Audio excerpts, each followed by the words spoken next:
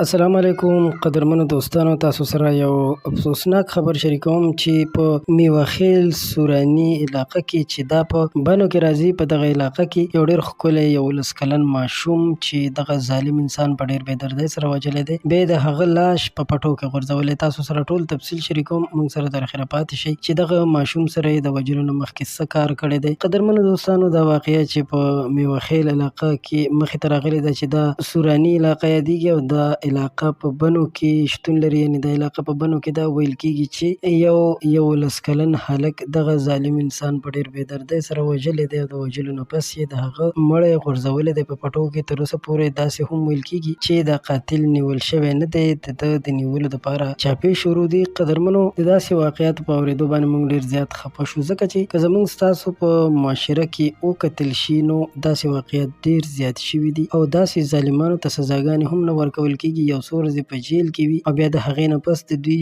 BBA وشي، یعنې دوی بیرته ډېر زر تر زره راخلاص کړای شي. نو غوښتل مو چې دا خبر تر تاسو در ورسوو. امید لرم چې دا کس به ونیول شي، ده ته به سخته سزا ورکړل شي. کوم ظلم، کوم زیاتۍ چې ده کړی دی، د هغې د بدلې اخیستو چې حکومت د هغه کورنۍ سره مرسته وکړي، دې ظالم ته سخته سزا ورکړي. دا ویډیو د کتلو ډېره مننه کوم. زموږ چینل هم ضرور سبسکرایب کړئ. خوشحاله اوسئ، بریالي اوسئ.